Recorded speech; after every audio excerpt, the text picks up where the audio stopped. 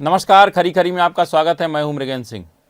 आज एक बार फिर हम चर्चा कर रहे हैं कि मध्य प्रदेश में राजनीतिक सरगर्मियां अचानक फिर तेज हो गई हैं। विधानसभा का सत्र समय से पहले समाप्त हो गया, मतलब 2 बैठकों से पहले समाप्त हो गया। विधानसभा का सत्र समाप्त होना था 6 मार्च को लेकिन कल मतलब 27 फरवरी को विधानसभा का जो बजट सत्र समाप्त हो गया।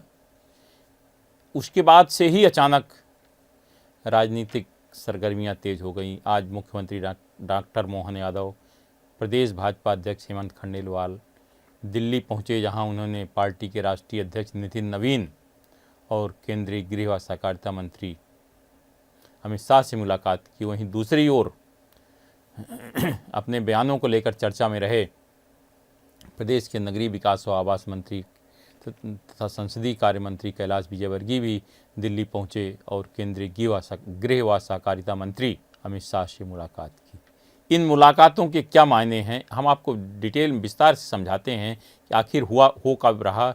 लेकिन मैं आपको बता देना चाहता हूं कि मध्य प्रदेश में निगम मंडलों में नियुक्तियां बहुत जल्द होने वाली हैं और ये नियुक्तियां जो हमारी जानकारी है लगभग 2 दर्जन से अधिक नियुक्तियां एक साथ होंगी।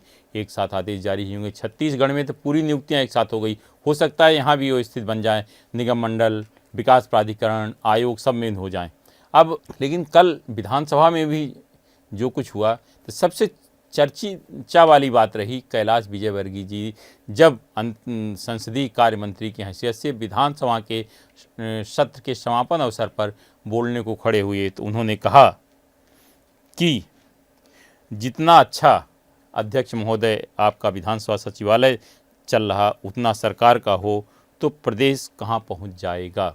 मतलब कैलाश जी अभी भी अपने बयानों को लेकर चर्चा में रहते हैं और आखिर ये कहने का उनका इशारा किस ओर था, ये भी देखने वाली बात है कि आखिर किस ओर उनका इशारा था।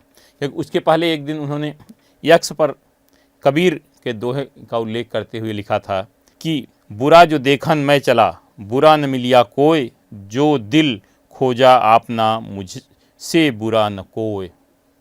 इसका मतलब यह है कि ये कबीर का दोहा कि दुनिया में बुरे लोगों को ढूंढने के लिए निकले थे लेकिन कोई बुरा नहीं मिला और झांक कर अपने दिल में देखा तो लगा कि मुझसे बुरा कोई नहीं।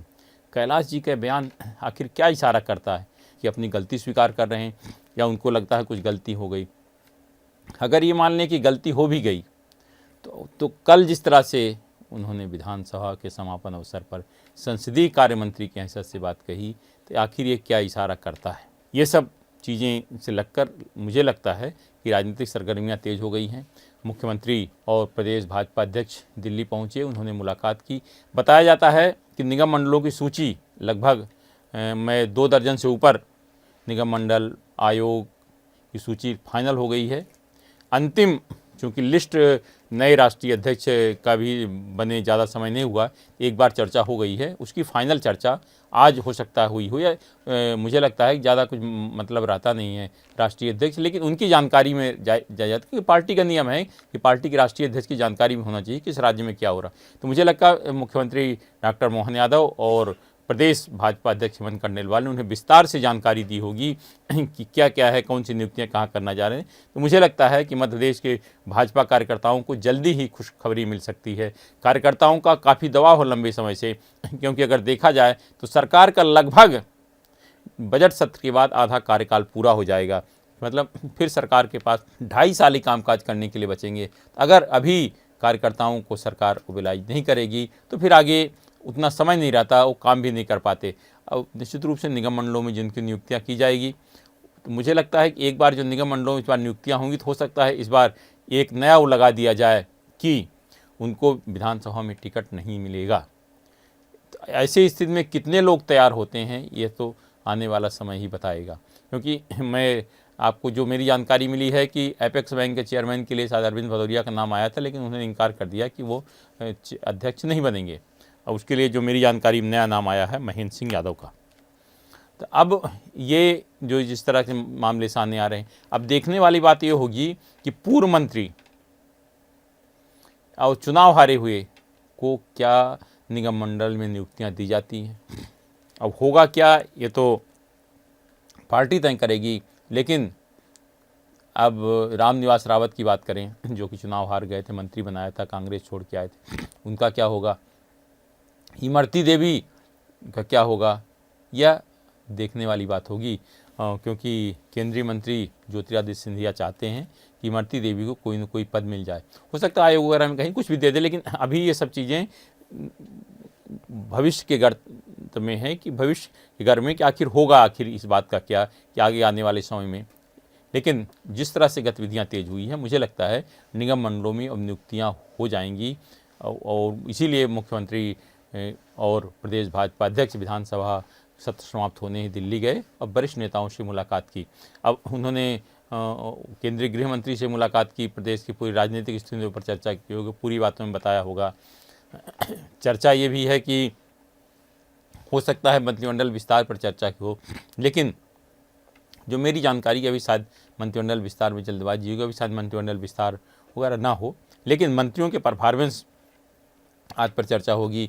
अब सुप्रीम कोर्ट में जो मामला चल रहा प्रदेश के जनजातीय कल्याण मंत्री कुंवर विजय शाह, उसके बारे में कुछ फैसला लेना है, उस पर भी हो सकता है चर्चा हुई होगी। ये सब चीज़ें से लगता है कि मध्य प्रदेश में राजनीतिक सरगर्मियाँ एक बार फिर तेज हो गई हैं, और जल्द ही उसके परिणाम आपको देखने को मिलेंगे। इस बीच प्रदेश के संसदीय कार्य मंत्री कैलाश विजयवर्गीय ने भी केंद्रीय गृह मंत्री से मुलाकात कर पूरी स्थिति से उनके अवगत कराया। जो घटनाक्रम हुआ पूरा, मुझे लगता है वो भी बताया होगा, चाहे भागीरथपुरा का मामला हो, या उन्होंने जो विधानसभा में नेता प्रतिपक्ष के साथ जो घटना हुआ था, उन्होंने कहा था कि तुम्हारी औकात क्या है। फिर उसके बाद हालांकि माफ़ी मांगी, उसके पहले मुख्यमंत्री ने माफ़ी मांग के मामले को शांत कराया था। उसके बाद विधानसभा में उन्होंने कहा कि मास्टर प्लान को लेकर जो सवाल आया था, तो भोपाल इंदौर को, उन्होंने कहा कि मैंने बना के भेज दिया, फाइल मुख्यमंत्री सचिवालय में। आखिर एक वरिष्ठ मंत्री के नाते क्या उनको इस तरह का बयान देना चाहिए?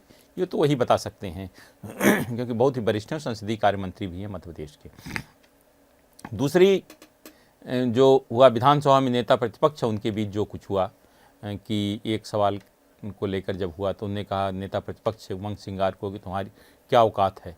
जब औकात की बात विवाद बढ़ा, फिर मुख्यमंत्री ने बड़प्पन दिखाते हुए विधानसभा में खुद खेद व्यक्त किया और माफ़ी मांगी। उसके बाद विधानसभा की कार्रवाई शुरू हो गई। हालांकि बाद में कैलाश विजयवर्गीय ने भी उसमें अपने शब्दों के लिए माफ़ी मांगी और कहा कि उमंग तो मेरे बच्चे समान हैं, लेकिन बोल तो गए। इसीलिए यात्रा जो है काफ़ी महत्वपूर्ण मानी जा रही है कि क्या कैलाश जी मिलके उनसे कहा होगा कि नहीं, हम मध्य प्रदेश में खुश नहीं, मध्य प्रदेश में नहीं रहना चाहते, केंद्रीय राजनीति में आना चाहते हैं, राष्ट्रीय महासचिव बनना चाहते हैं, या नितिन नवीन की टीम के सदस्य बनना चाहते हैं। आखिर ये क्या बात हुई ये नहीं कह सकते, लेकिन ये केंद्रीय गृह मंत्री से उनकी मुलाकात को बहुत महत्वपूर्ण माना जा सकता है कि क्या कैलाश विजयवर्गीय एक बार फिर दिल्ली जाएंगे। देखिए, इतना तो मान के चलिए कि मध्य प्रदेश से कोई न कोई राष्ट्रीय टीम में आएगा नितिन नवीन की। उसमें कैलाश विजयवर्गीय भी हैं, बीडी शर्मा भी हैं, लेकिन और कई लोग हैं। बीडी शर्मा के बारे में लोग बोल रहे हैं कि हो सकता है उनको राष्ट्रीय महासचिव बना दिया जाए। अब ये तो आने वाला समय बताएगा, लेकिन आज से जिस तरह से राजनीतिक गर्मियाँ मध्य प्रदेश की तेज हुई हैं, निश्चित रूप से जल्द ही आपको बहुत सारे परिणाम देखने को मिलेंगे। आज सिर्फ इतना ही। इस तरह के खबरों में बने रहने के लिए हमारे चैनल पब्लिक वाणी को सब्सक्राइब करिए। आपके पास भी अगर कोई खबर है तो हमें ज़रूर बताएं, क्योंकि हमारा नाम है पब्लिक वाणी।